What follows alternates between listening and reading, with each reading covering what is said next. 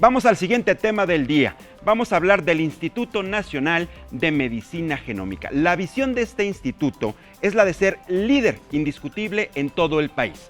Entre sus labores abarca la investigación científica, la formación de recursos humanos, la innovación tecnológica y también el desarrollo de bienes y servicios. Te presento a continuación la pieza para que entiendas un poquitito más lo que hace este instituto y regresamos a platicar en exclusiva con su director.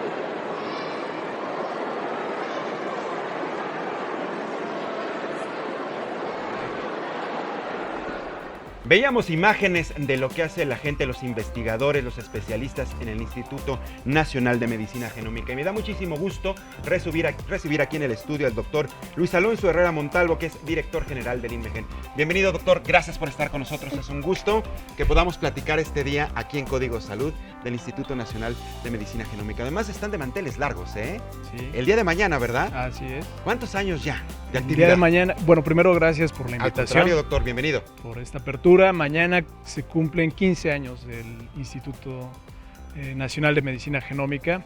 Entonces, pues vamos a hacer un pequeño festejo académico, pero al cual también estamos invitando a la gente, al público en general, porque hay una actividad de divulgación acerca de los quehaceres del instituto que se va a mantener el sábado y domingo y va a estar abierto para todo el público, especialmente niños. Es un museo itinerante que muestra pues de qué estamos hechos desde el punto de vista del genoma humano. Y qué bueno que tengan esta visión, doctor, se agradece para que no solo sea un instituto que, si bien obviamente lo entendemos, hace trabajo de investigación muy importante en materia genómica, toda esta investigación del ADN, etcétera, etcétera. Todo arrancó, me recuerdo muy bien, en 2004, a raíz cuando se descifró el genoma del mexicano, un avance científico importante, y a raíz de todo eso venir haciendo trabajos específicos, sobre todo en beneficio de la salud de los mexicanos. El que abran esta oportunidad a la gente y que los niños tengan acceso directamente a lo que ustedes hacen es fabuloso. ¿Qué van a empezar a descubrir? ¿Qué vamos a empezar a descubrir como sociedad si nos acercamos a ver qué es lo que hace el instituto? Bueno, lo que van a descubrir es justamente el valor que tiene la investigación que se está haciendo en este instituto y el valor que tiene para la sociedad.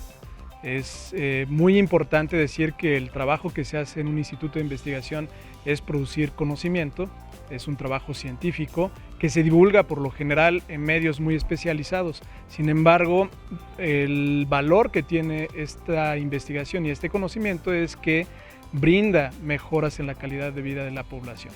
Entonces, creo yo que el instituto ya está en esa etapa de empezar a madurar para que pase todo ese conocimiento que ha generado hacia ya repercutir en la salud específicamente de nuestra población. Y también hay que decir que cuentan con instalaciones de primer nivel, ¿eh? Si han tenido la oportunidad, y quienes no, ustedes están ubicados precisamente al sur de la Ciudad de México. Así es. Para que ubiquen exactamente entre lo que es Periférico Sur y Viaducto Tlalpan, a un Adelante. costado del INE. Exactamente. ¿No? Esas son unas instalaciones fantásticas. ¿Cómo están armados precisamente? ¿Cómo están sus instalaciones? ¿Con cuánto equipo cuentan?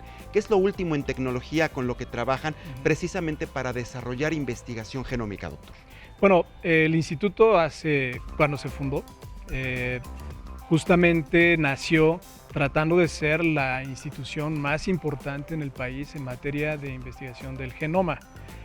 Durante estos 15 años que ha elaborado, pues sí se ha renovado en su equipamiento.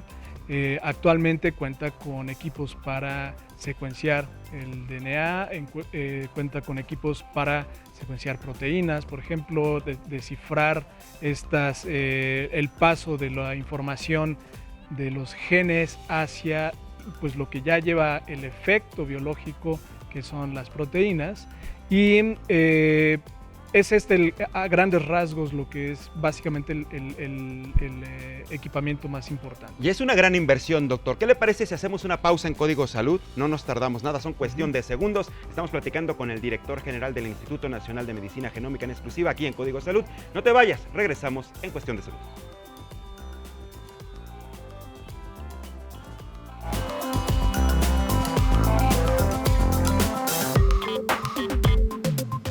Regresamos a Código Salud, estamos hablando en exclusiva con el doctor Luis Alonso Herrera Montalvo, él es el director general del Instituto Nacional de Medicina Genómica. Aquí estamos platicando del desarrollo, están de manteles largos, cumplen 15 años de actividad de investigación del genoma. Es importante que tú conozcas qué hace este instituto, por qué existe, para qué trabaja. Por eso te presento la siguiente pieza y regresamos a continuar con la conversación. El Instituto Nacional de Medicina Genómica fue fundado en 2004. Luego de años de trabajo de un consorcio promotor integrado por la Universidad Nacional Autónoma de México, el Consejo Nacional de Ciencia y Tecnología y la Fundación Mexicana para la Salud. Se trata del 11º Instituto Nacional de Salud y entre sus objetivos están ser uno de los polos de desarrollo de la medicina genómica del mundo, con avances en investigación científica y generar recursos humanos especializados. El área de investigación del INMEGEN tiene 20 líneas de estudio, donde destacan farmacogenómica, enfermedades cardiovasculares, genómica del cáncer, enfermedades neurodegenerativas y desarrollo de tecnologías genómicas. Para lograr todas sus metas, el instituto cuenta con el talento de más de 75 investigadores. Además dispone de 19 laboratorios, 5 unidades de alta tecnología y un laboratorio de diagnóstico genómico que brindan apoyo a instituciones públicas y privadas del sector salud y académico. La unidad más reciente es la de citometría de flujo, que se estableció en el 2012 y comenzó a trabajar bajo el esquema de servicios aprobados mediante un catálogo de cuotas de recuperación. En promedio, las unidades de alta tecnología realizan de 2.000 a 2.500 servicios por año a instituciones públicas y privadas de nuestro país, contribuyendo así al desarrollo de la investigación científica. Con información de Enrique Alvarado, El Heraldo TV. Y es un pedacito, La verdad es que esta pieza informativa queda un poquito corta en cuanto al tiempo, está muy bien explicada, no me refiero a eso, sino que en cuanto al tiempo. Por eso hemos invitado al director del INMEGEN para que nos amplíe un poquito más de lo que se están haciendo. Ya veíamos el tipo de investigaciones que hacen, el desarrollo de cifrar el genoma. Ahora la medicina está muy avanzada en ese aspecto. Ya los avances científicos, el desarrollo de fármacos, tratamientos a nivel mundial, doctor, están muy relacionados con el genoma. Hay laboratorios en México, en el mundo, que desarrollan estudios genómicos para anticiparse a una enfermedad, para saber si hay una carga genética en una familia de padecer determinadas enfermedades y sobre todo, sabiendo esta información, cómo aplicar, cómo tratarla y cómo defenderse en caso de que se presente. Lo mismo hace el instituto finalmente. ¿Cuáles son las enfermedades en las que están trabajando ahorita y cuáles son los retos a futuro, lo que tienen de frente, lo que viene próximamente, doctor? Mira, la medicina genómica que se hace en el mundo y bueno, obviamente en el instituto, en el INMEGEN, se enfocó en enfermedades en las cuales el componente genético, la carga genética es mucho más evidente. Por ejemplo, el cáncer, las enfermedades metabólicas, enfermedades cardiovasculares, algunas enfermedades mentales también. Entonces, todas se enfocaron a tratar de encontrar tratamientos dirigidos a blancos moleculares específicos que caracterizan a cada una de estas células que por alguna razón se transformaron y se convirtieron en un tumor, por ejemplo. Sin embargo, creo yo, y esta es una perspectiva personal y que forma parte muy fuerte del plan de desarrollo para los próximos 5 años del INMEGEN, que el efecto que puede tener este enfoque curativo es un efecto que repercute en una fracción muy pequeña de la población. es la población enferma, que además tiene una característica genética que puede ser rara, ¿sí? Creo que el enfoque que se le debe dar ahora a la medicina genómica o la medicina de precisión debe ir hacia la prevención de las enfermedades. ¿Por qué digo esto? Porque todas las enfermedades, sobre todo las enfermedades que son estas crónicas, que aparentemente no tienen una sola causa, sino son un conjunto de causas. Se refiere a la diabetes, complejas, por ejemplo, la hipertensión arterial. Exactamente, el cáncer, las enfermedades mentales. Pues todas estas tienen un componente genético que se modifica por diversos factores que pueden ser inclusive ambientales. Entonces, aunque seamos muy parecidos a la población caucásica que vive en Estados Unidos, pues nuestra población está en un ambiente totalmente diferente y eso puede hacer que nuestra característica sea distinta y el riesgo de nuestra población se ubique en diferentes niveles distintos a las poblaciones que viven en los Estados Unidos o en Europa, claro, o en otro somos país, ¿no? completamente distintos, incluso a nivel latinoamericano, aunque compartamos determinados, digamos, factores genéticos. Así ¿no? es. Somos diferentes a los peruanos, a los venezolanos, etcétera, etcétera, genómicamente hablando. Así es. El hecho de que se haya descifrado hace mucho tiempo el genoma del mexicano, me imagino que esto da una amplia oportunidad para que en la actualidad, en los últimos tiempos, el INMEGEN haga este tipo de estudios, sabiendo más a detalle la genética de nuestro país, doctor, ¿cierto? Así es. De hecho, los estudios deben ir enfocados justamente en ver en la población sana cuál es el valor o el peso que tiene esta carga genética que puede ser específica en poblaciones distintas de nuestro país. Porque hablar del mexicano, hablar del hispano, es hablar de una mezcla muy compleja de genes. Así Entonces no somos los mismos mexicanos aquí en la Ciudad de México o en el centro que los del norte que los del norte o que los del sur. Claro. Primero, por la carga genética y segundo, por el tipo de ambiente al que se están exponiendo. Esto hace que el riesgo de cada población cambie. El riesgo de padecer un cáncer, por ejemplo, o una enfermedad metabólica o cardiovascular puede ser diferente dependiendo de esta mezcla entre las variantes genéticas y las variantes de exposición ambiental. Entonces, creo que debemos empezar a hacer un estudio muy grande en donde vayamos siguiendo a la población sana, estudiemos su componente genético, su componente ambiental, conductual y veamos cuáles son a lo largo del tiempo esas variables que repercuten en que un individuo desarrolle una enfermedad. Pero mire qué interesante, doctor. ¿Cómo es el reflejo y la visión que tienen ustedes en el instituto de trabajar directamente con la población sana?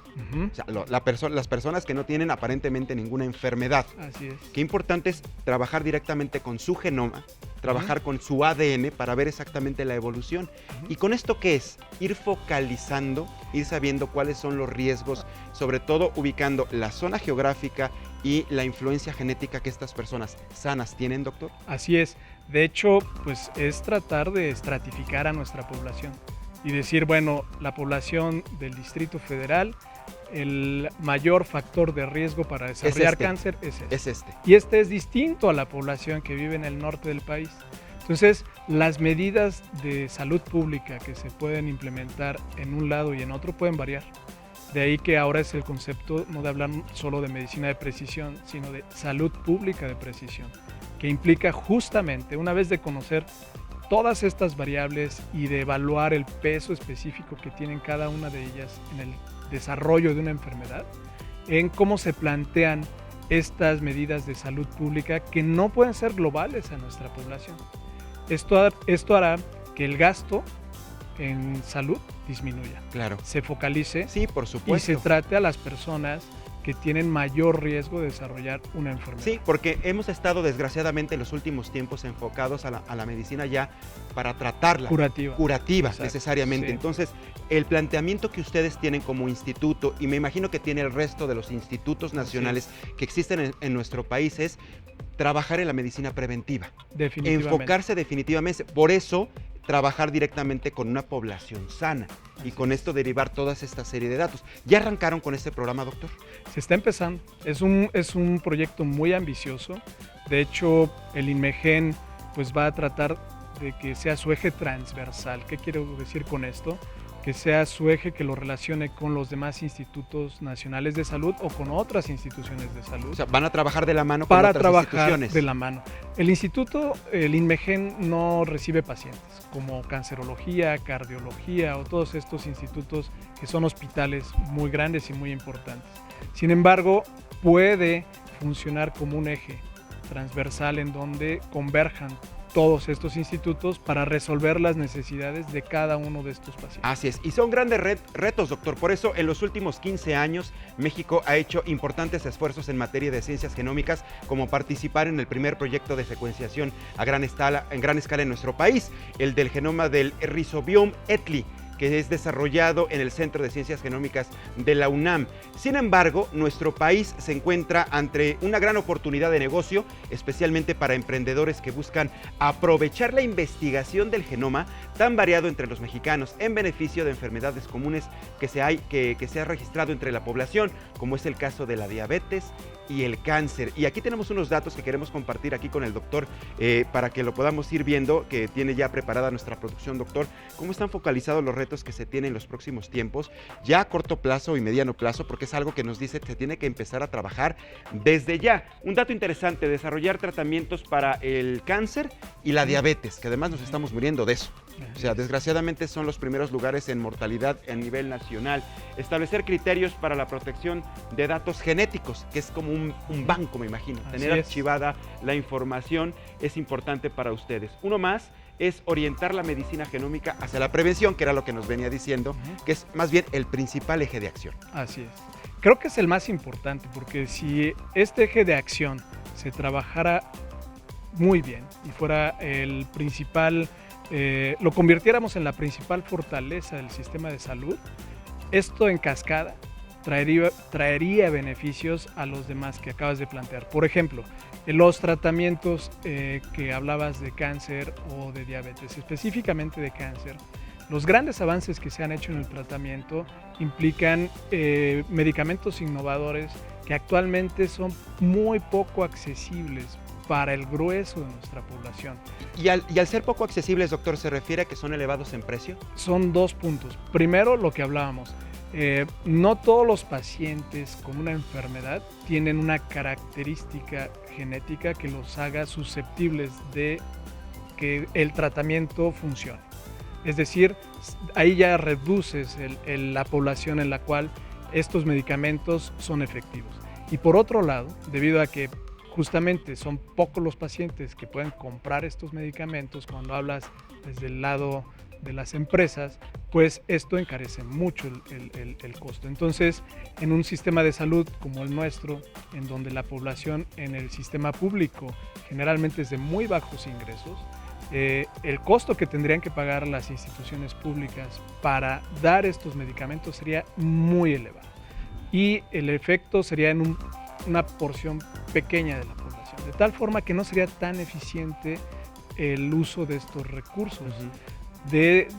Por lo cual, es lo que insisto, si se trabaja en tratar de tener mecanismos de prevención, y por prevención debemos entender primero, pues que no le dé una enfermedad a un individuo, pero segundo, si ya ese individuo por alguna razón genética o de exposición, o que todavía no conocemos exactamente por qué, va a desarrollar un cáncer, por ejemplo, o diabetes, lo idóneo sería detectarlo oportunamente. Este es otro tipo de prevención. Claro. Entonces, si se actúa en encontrar marcadores de detección oportuna, el costo del tratamiento se reduce, claro, porque ya no llegas a esta necesidad de utilizar los mecanismos, los medicamentos innovadores. Claro, finalmente, ¿no?, van a existir los medicamentos innovadores, claro, que le llaman terapias blanco. Así es. Que están específicamente, por ejemplo, muchos medicamentos llamados biológicos, ¿no?, que es el término que utilizan muchos especialistas y médicos a nivel internacional, que son clásicos, por ejemplo,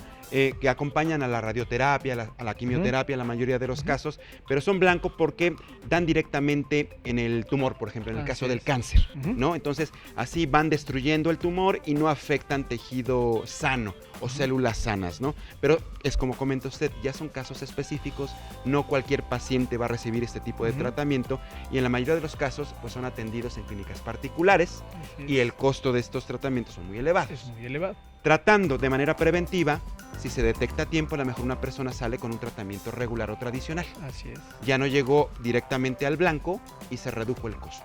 Así es. Y habrá personas pues que tendrán necesidad de utilizar estos medicamentos. Habrá quien sí.